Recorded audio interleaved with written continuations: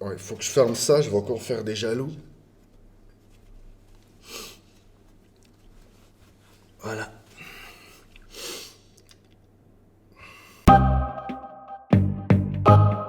Salut et bienvenue, c'est Feufeu, bienvenue sur la chaîne de la myrmécopholie et des Régis des fourmis.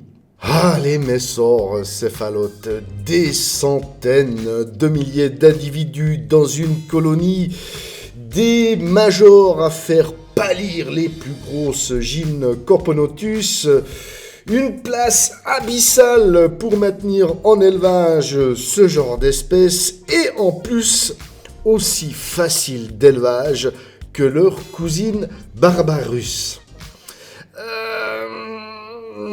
Je crois qu'il va falloir revoir tous mes fantasmes.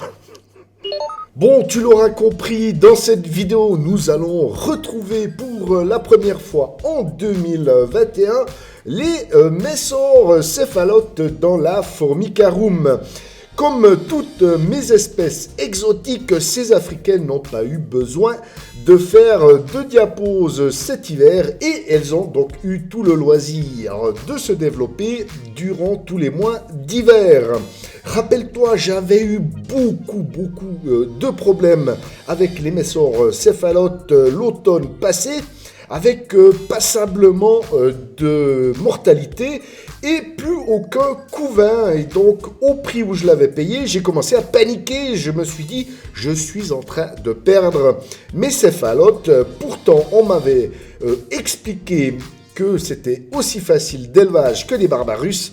Eh bien, à mon avis, il va falloir revoir la copie de la fiche d'élevage. J'y travaille. Je vais vous refaire une fiche avec mes observations parce qu'il y a plusieurs paramètres à prendre en compte car finalement ces messors céphalotes restent un gros challenge à maintenir en captivité malgré ce qu'on a pu voir, rappelez-vous, sur la chaîne Libertago ou Liberhans, je ne sais plus. Bref, je vous mets la petite fiche en haut de l'écran si vous voulez aller voir ces immenses colonies qu'il a réussi à obtenir en quelques mois à peine. Et bien ça, c'est pas forcément ce que vous allez retrouver avec les messors. Je vous en parle tout de suite. Je vous propose d'aller les retrouver dans le nid Alcatraz.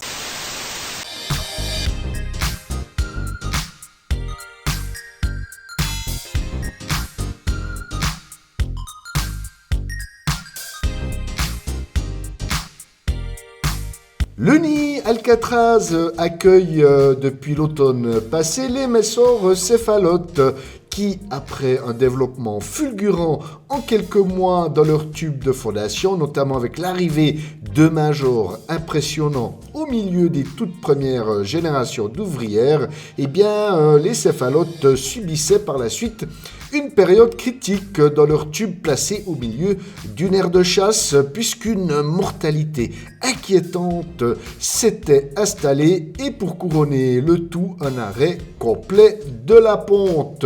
Très crispé par cette situation, au vu entre autres du prix exorbitant de cette espèce, je me suis décidé à leur offrir de nouvelles conditions de maintien en les plaçant dans un milieu minéral au sein d'un nid en béton cellulaire et avec une gestion de la chaleur plus intense et localisée.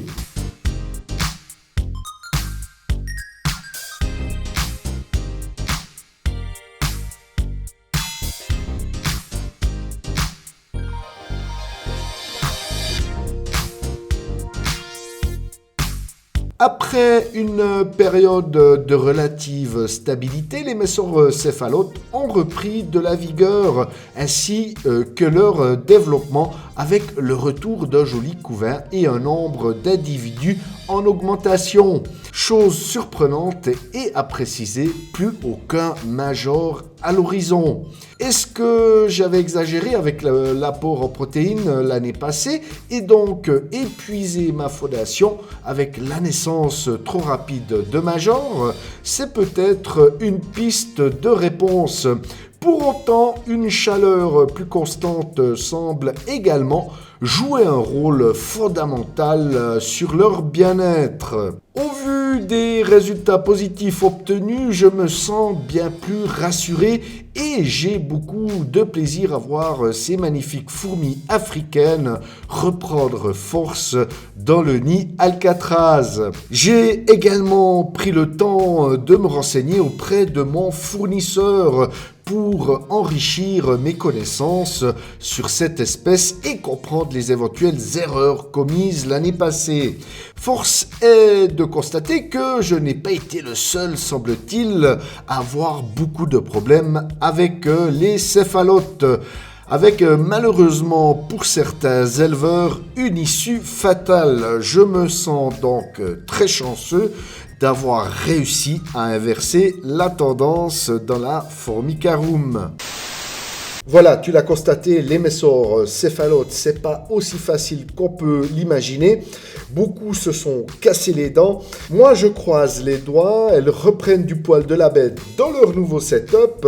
Je prendrai le temps de parler dans une future vidéo du bienfait du milieu minéral pour une colonie de fourmis au vu de mes observations. C'est tout ce que j'avais à te partager dans cette vidéo. J'espère que le sujet t'aura intéressé.